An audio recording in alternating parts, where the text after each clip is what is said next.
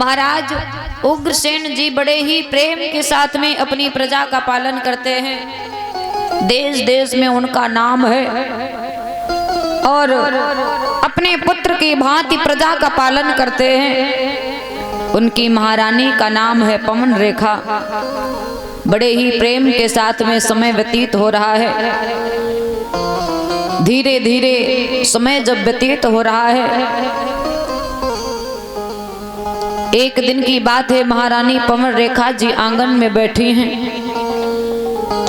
उनके हृदय में ऐसा विचार आया है कि धीरे धीरे शरीर पर तो बुढ़ापा आ गया है, चौथापन आ गया है, लेकिन आंगन में कोई भी संतान नहीं हुई है। और बिना संतान के आगे आने वाले समय में राज्य का उत्तराधिकारी कौन बनेगा? जब परिवार में कोई पुत्र नहीं होगा, कोई पुत्री नहीं होगी, तो जो राजपाट सेना शासन है, पुत्र के बिना कौन संभालेगा? महारानी पवन रेखा ने देखा है शरीर पर तो चौथापन आ गया है, किसी संतान ने जन्म भी नहीं लिया है। महारानी पवन रेखा जी बड़ी ही दुखी हुई हैं। इस बात को लेकर के बड़ी ही मन में चिंता व्याप गई है कि कोई संतान नहीं है। अपनी दासी को बुलाया है, जवाब दिया है, आज मेरा मन बहुत विचलित हो रहा है। एक पुत्र के लिए बड़ा ही मन में चिंता छा रही है। जाओ, जाकर के मेरे महाराज को बुला करके राज दरबार से महलों में ले आओ। आज उसी समय दासी को बुलाया है, जवाब दिया है, बांधी बांधी दरबार को जइयो, जाई के महाराज से कहियो, यादी करते तेरी रानी है।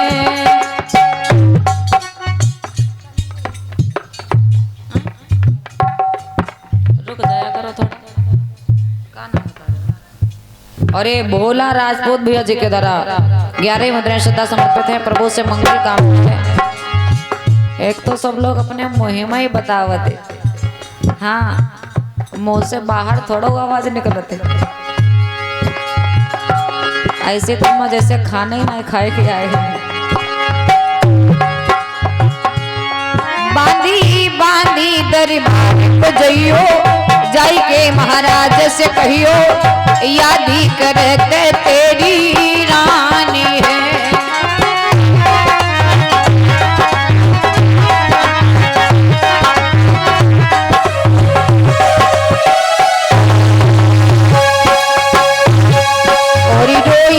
बिल खाई रही अखियों से नीर बहावे,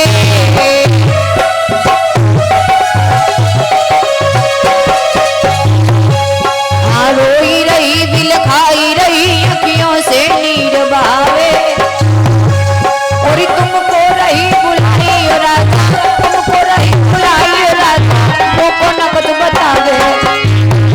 बांधी बांधी दरबार को जइयो, जाई महाराज से कहियो, यादी करते तेरी रानी है।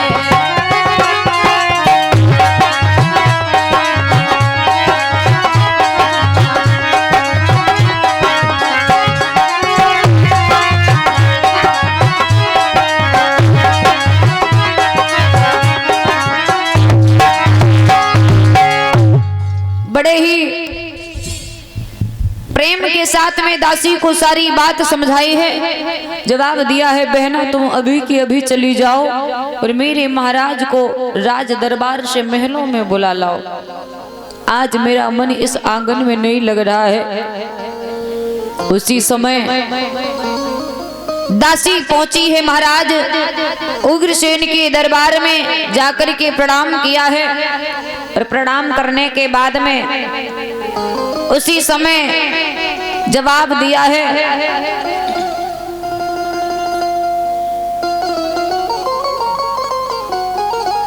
पहले मना कर दिया गया है, नाम ना बुलवाना। हाँ, गुप्तदान महाकल्याण ऐसा होना भी चाहिए, लेकिन नाम भूल जाता है तो पता चल जाता है फलाने आए हैं। हाँ, इसीलिए नाम बुलवाया जाता है। दान तो गुप्त ही जाना चाहिए। महाराज बांदी ने जाकर के महाराज को प्रणाम किया है, जवाब दिया है महाराज आपको महारानी ने महलों में याद किया है, और ये चलो मेरे महाराज तुम्हें रानी ने बुलवायो है, और क्या है जरूरी काम कछु मोए नाई बतलायो है।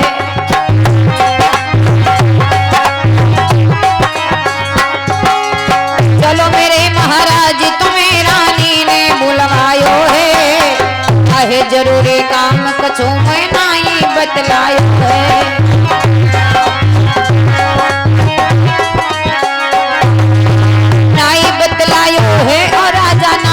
बतलायो है, कहे जरूरी काम कछु मैं नहीं बतलायो है।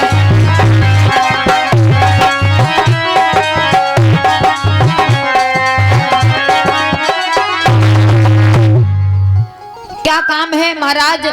महारानी ने मुझे नहीं बताया है। ऐसा करो आप चलने की कृपा करो, महारानी आपको महलों में याद कर रही है। महाराज उग्रसेन जी को साथ में लिया है और चल पड़ी है दासी। जिस समय दासी चल पड़ी है, पहुंची है, महाराज उग्रसेन जी पहुंचे हैं राजमहलों में। महारानी पवन रेखा ने महाराज को जैसे ही देखा है, बड़े ही प्रेम के साथ में बिठाया है, जवाब दिया है। महारानी पवन रेखा क्या बात है, आप बड़ी चिंतित हो, आखिर बात क्या है? महारानी पवन रेखा ने महाराज उग्रसेन जी से समझाया है, महाराज क्या बताएं आपको, आज मुझे बड़ी चिंता हो रही है। न जाने क्यों मेरे हृदय में ऐसा विचार आ रहा है, कोई आंगन में संतान नहीं है, और जब संतान नहीं होगी तो राज्य का उत्तराधिकारी कौन बनेगा? आने वाले समय में मेरा तो कोई राज्य लेने वाला भी नहीं है जो हमारे राज्य की शासन सत्ता संभाल सके, राज्य को चला सके। महाराज उग्रसेन जी से समझा करके जवाब दिया है महारानी पवन रेखा ने, और मेरे मन चिंता भारी है, लाला बिन गोदी खाली है।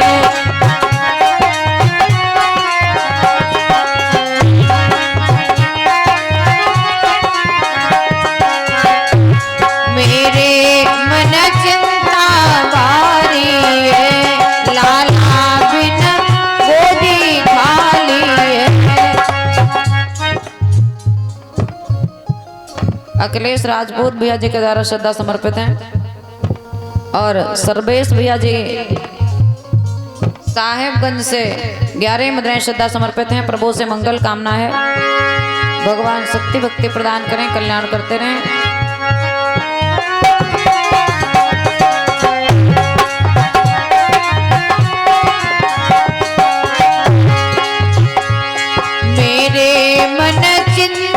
भारी है, लाला बिन गोदी खाली है।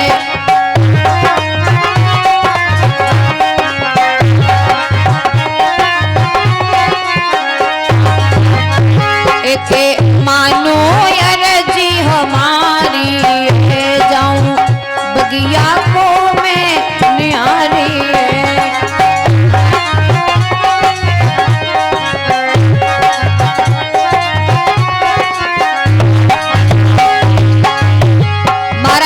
रेखा ने जवाब दिया है, महाराज आज मेरा मन इस आंगन में नहीं लग रहा है। एक पुत्र के लिए ये आंगन आंगन नहीं लग रहा है।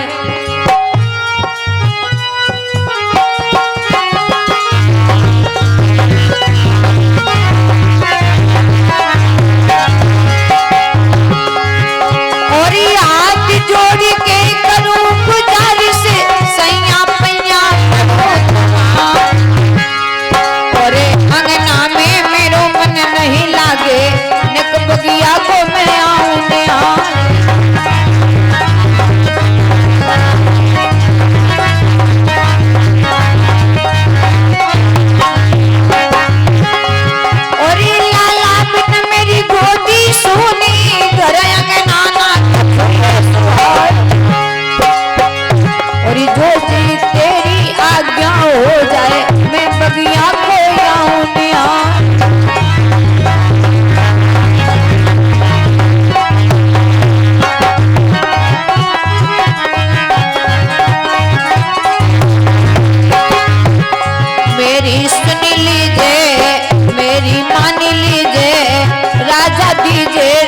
सजवाई मेरी सुन लीजिए राजा की रथ सजवाई।